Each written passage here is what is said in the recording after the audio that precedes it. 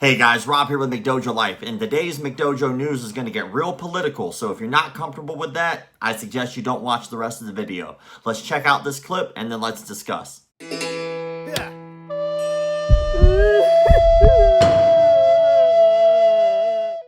to act this month on measures that will be the first step in this direction. Starting with real police reform, Congressman Jeffries has a bill to outlaw chokeholds. Congress should put it on the president's desk in the next few days. As what you just got done hearing is completely 100% true. There is a bill currently on the table that, if signed, will make the use of chokeholds and strangulations completely 100% illegal for police officers. As a matter of fact, it becomes a misdemeanor, but I want to read this article to you before we dig into why I believe that is a bad idea. For many, many reasons, regardless of your political affiliation, it has nothing to do with left-wing, right-wing, no name calling. I just want to let you know an educated opinion based on 23 years in the martial arts industry, all right? So here's a little bit of an article. Council Speaker Corey Johnson today announced that the City Council Committee on Public Safety will vote on legislation in June to address police misconduct, including a bill to criminalize an officer's use of a chokehold or other techniques that restrict breathing, and a second bill requiring the NYPD to create guidelines for police discipline. Intro 536, sponsored by Council Member Rory Lantzman. I probably said his name wrong. I don't care. Chair of the Committee on the Justice System, would make use of chokeholds a misdemeanor. This bill will be amended to include other deadly techniques like placing a knee on a person's neck. A hearing on this bill will be held June 9th. Intro 1309, sponsored by Council Member Donovan Richards, Chair of the Committee on Public Safety, was heard 2019, but will be amended to call for the NYPD to create clear guidelines for police discipline. These guidelines, known as disciplinary matrix, would be made public, giving all New Yorkers a better understanding of potential penalties for police misconduct. These systems are used in major police departments across the country to increase confidence in officers.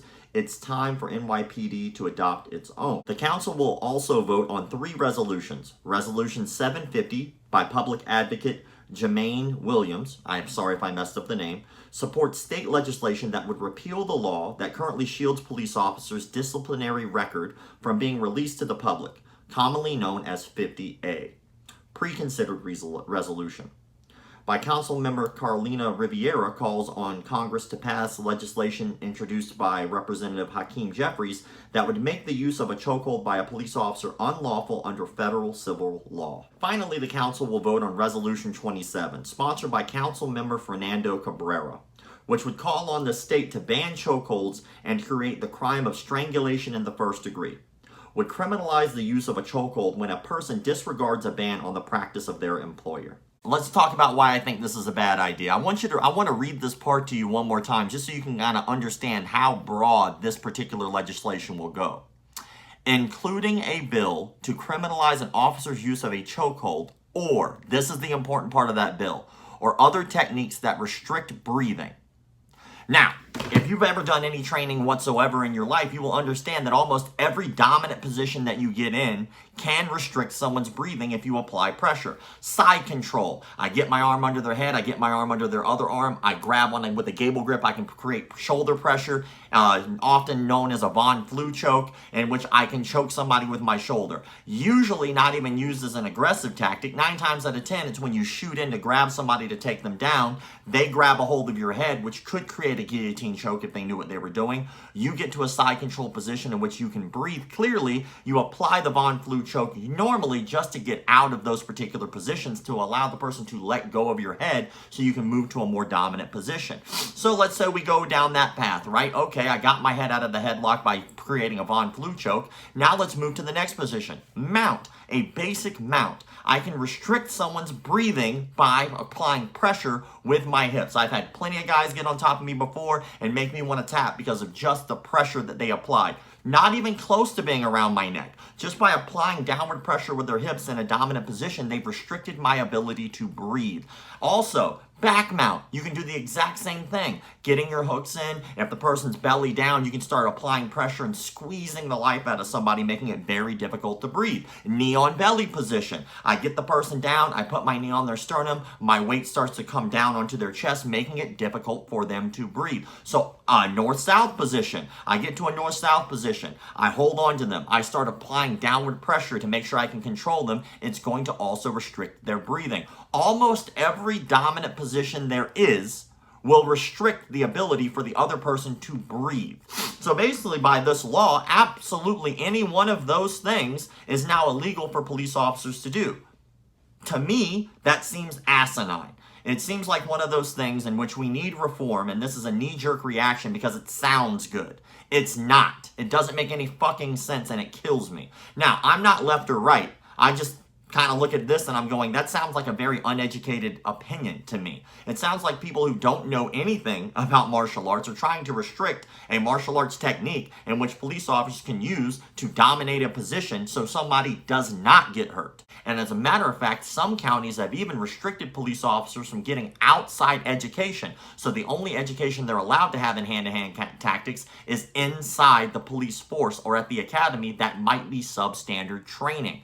Right? Now, there's 1.5 billion issues that we could talk about. Either you're for police, against police, whether you think that it's a race issue. I don't fucking care. I'm not talking about any of that shit. I'm just talking about this one bill. One of the things in there I completely agree with. Having a universal system in which there's a disciplinary action, and we're all aware of the universal disciplinary action. I think that that's great. I also think that police should be held accountable. I think that police officer who killed George Floyd is a piece of shit, and I think he should be buried under the jail. I think the other officers that allowed it to happen are also pieces of shit who allowed a man to die. But if we get back to this particular bill and this particular law, they're trying to ban the ability to basically have positional dominance because it could restrict someone's breathing. Think about it, right? Think about what that does. Now, whatever your political position, to me, doesn't truly matter. I just want you to think about better ways that we could reform police, right? Reform what's going on with police officers.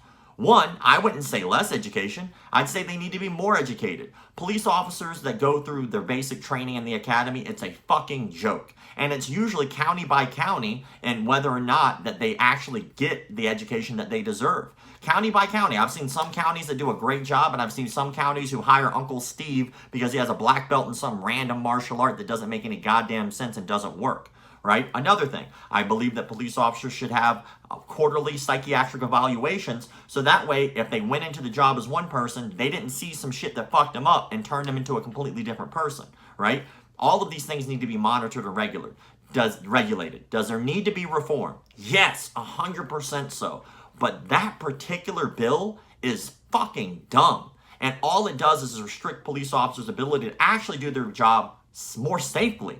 If anything, what you should be stopping police officers from doing is striking human beings because that doesn't allow compliance. If I get you in a turtle position and I start punching you in the head and I say quit resisting, you're going to keep resisting because I'm punching you in the fucking head. If I say put your arms behind your back, but you're punching someone in the head, guess what, motherfucker? They're not going to put their arms behind their back because you are not allowing them to do so because they're worried they're going to get hit, and of course they're going to resist you. So, that particular bill kills me. I would love, and I'm always open to other people's opinions, I'd love to hear in an open discourse, politely, what you feel would be good police reform and what you feel about this particular bill. I'm all about us being polite when it comes to subjects like this. I'm all about hearing other people's opposing points of view. Do so without name calling and without being an asshole, and we'll be cool. All right, guys? Thank you all for the likes, comments, shares, subscriptions, and all of the crap. Keep the martial arts legit.